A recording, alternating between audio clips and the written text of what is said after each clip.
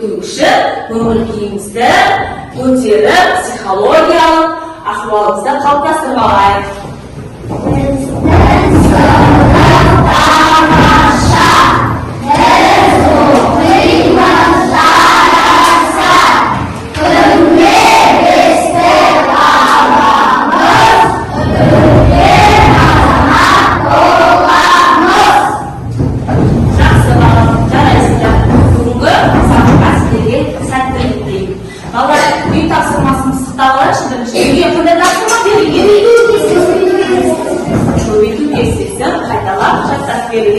Жақсы, балалар, біз күнделікті сабағымызда пайдаланып жүргенде микрофон әдісімен үй тапсырмасын пысықтап аламыз.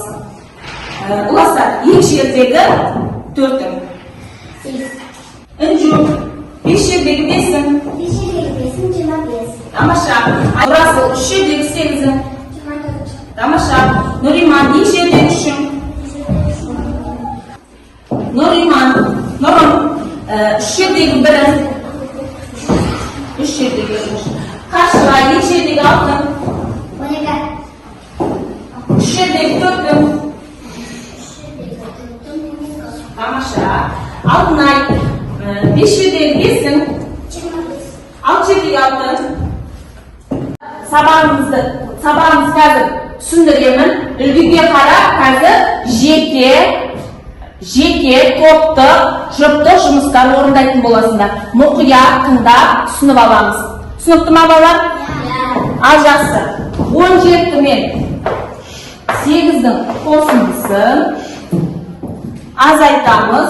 10-нан осы өрнектің мәнін табу үшін балалар, бірінші амал бізде қосу амалы орындалады. Бірінші амал қосу амалын орындаймыз.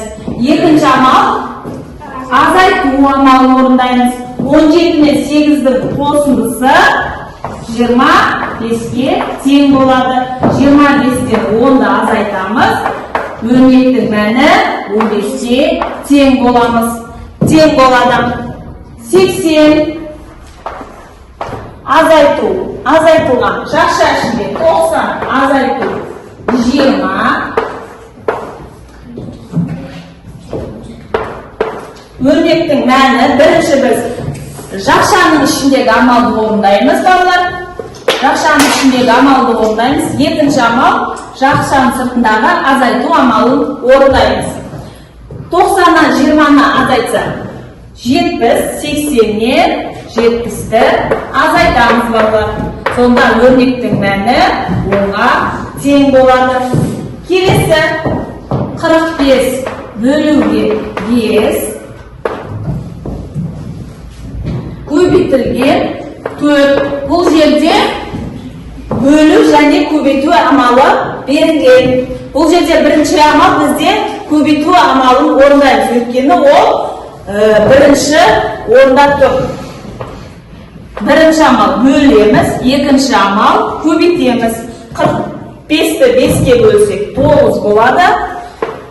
9-ды 4-ке көбейтсек, көбейтіндінің мәні 36-ға тең болады, балалар.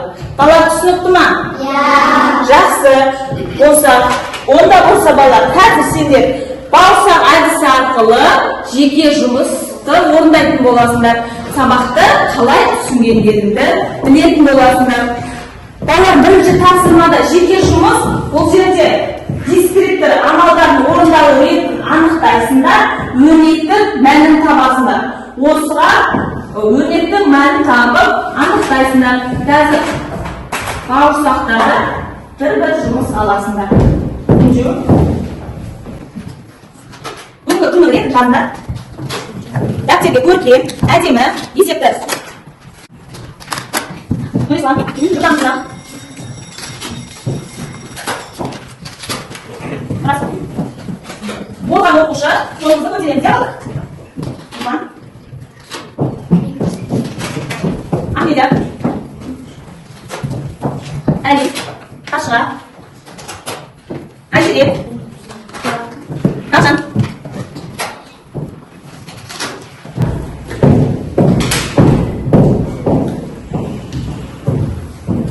Ал тапсырманы орындаймыз, балалар.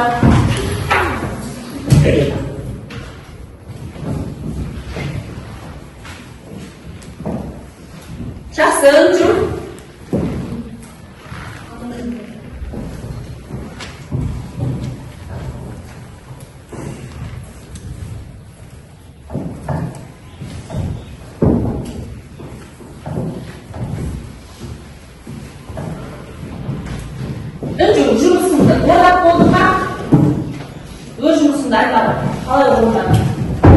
Маған баусақтан 15 қосу 5 көбейту 3 түсті. Бірінші амал көбейту, екінші амал қосу болды. Мен 5-ке 3-ті көбейттім. Теңдігі 15 шықты. 15-ке 19 қостым. Теңдігінің мәні 25 шықты. Өте тамаша. Жарайсың. Жақсы. Аяулым. Маған 25 азайту 5 көбейту 4 түсті. Ал мен бірінші амалды көбейту қылдым. 5 көбейту 4 тең мәндігі 20-ға тең. 25-тен 20-ны азайту тең 5 қалды. Жақсы. Жарайсың. Молабай.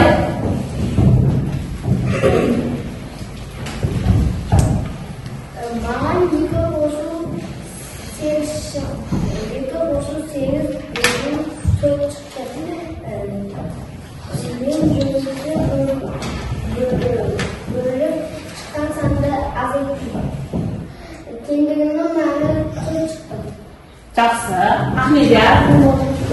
Мен маған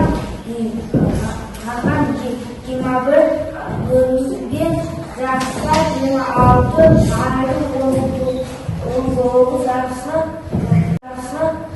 берілді. Мен 20 аздан 19-ды азайтуладым. 7 болды. 24-тен 7-ге бөлінді. Жақсы. Тамаша. Қашыға. Миллион азайту 18 бөлу 6 шықты. Бірінші амал бөлу, екінші амал азайту. 10 азайту 18-тен 8 шықты. 8-ден бөлді 60-тен 0 шықты. 0-ден азайдан қолдаткен 10 шықты. Тамаша. Үнжу. Тексерші. Дұрыс орындаған ба? Тақтаға шығып.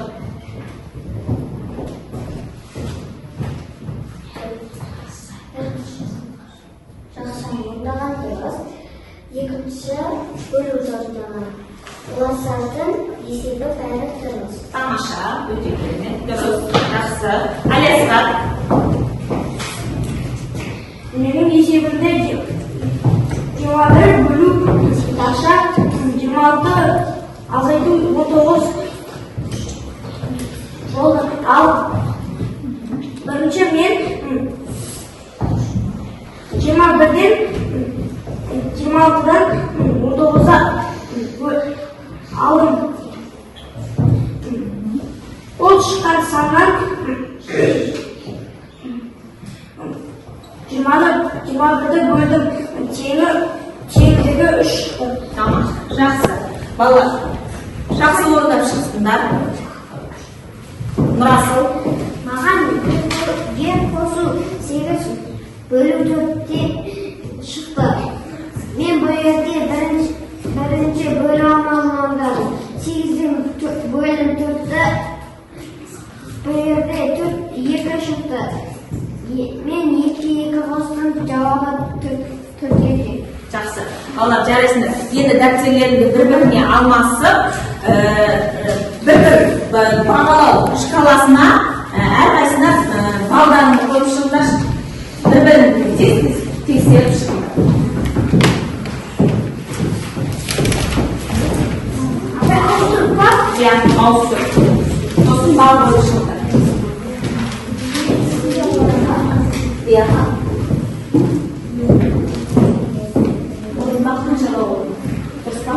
Дұрыс болса балы, бір бал қоясыңдар.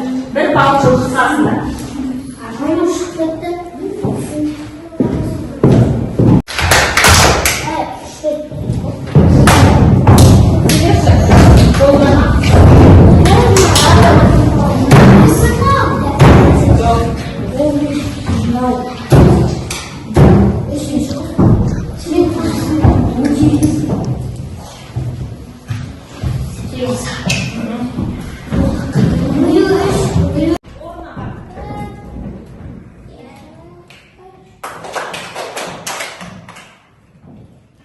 Жақсы. Енді үш топ келіңдер, топашылар. Айзере, Үнжу, Ұласа.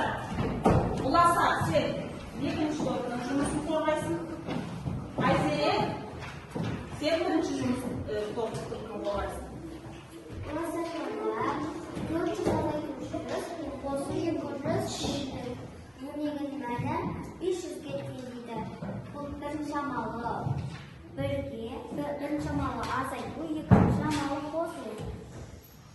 Бірінші есебі дұрыс, екінші есебінде жақсын ашық 800 қосу 100 жақсын жабады. Азайту 600, теңдігі 300 дейді. 800-ге 100-ді қосқан, сосын одан 600-ді азайтқан.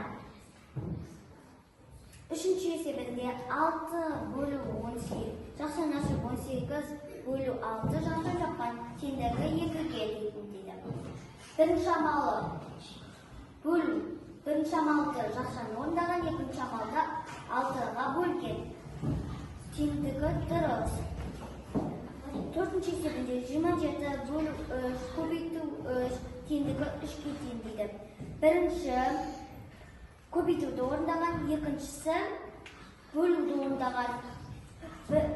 Төртінші есебі дұрыс емес. Өйткені бірінші бөлуді орындау керек. Ал бесінші есебінде 9 көбейту 2 бөлу 3 теңдігі 6 дейді. Бірінші көбейтуді, екінші бөлуді орындаған дұрыс.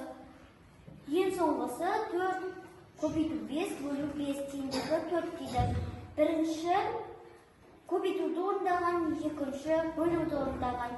Барлығы дұрыс, тек 5-ші. Бүгінгі сабағымыз саған ұнады ма? Не түсіндің бүгінгі сабақта? Өрнектегі амалдардың орындалу ретін түсіндік. Қандай амалдар бар екен? Қосу, азайту, бөлу, көбейту. Нені есіне сақтадың? Дискрипт, шақшасыз өрнекте жазылу ретіне қарай алдымен көбейту мен бөлу амалдары орындалады. Содан кейін қосу мен азайту амалдары орындалады. Я, жақсы, тамаша, жарайсың. Тағы кім бүгінгі сабақта? Кім өз ойын айтады? Қалай болды бүгінгі сабақ? Ұнады ма бүгінгі сабақ? Бүгінгі сабақ маған ұнады. Қандай амалдармен таныстық? Азайту, қосу, бөлу, көбейтумен таныстық. Өрнектердің амалдарын орындалу ретінде қанша амал бар екен? 3 амал бар, жақсы. Ал енді бүгінгі сабақтың ережесін есіңе түсірші. Шақшасыз өрнектерге ретіне қарай алдымен көбейту мен бөлу орындалады. Содан кейін қосу мен азайту амалдары орындалады. Жақсы. Балалар, бүгінгі сабағымызды өте жақсы түсініпсіңдер. Қазір сол түсінгендер өздері бүгінгі сабаққа қатысқан ата-ана бағалау көкпар әдісі бойынша сол жерде бағалау парақшасына қойылған балдарыңды сол атқа қойып шығасыңдар.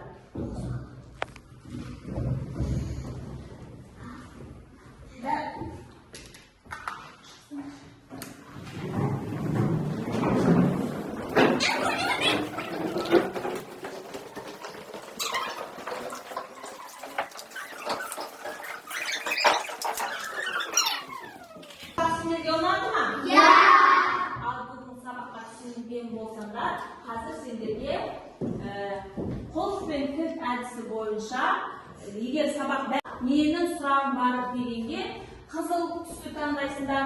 Егер сендерге егер сабақты мүлде түсінбеген болсаңдар, сары түсті таңдайсыңдар.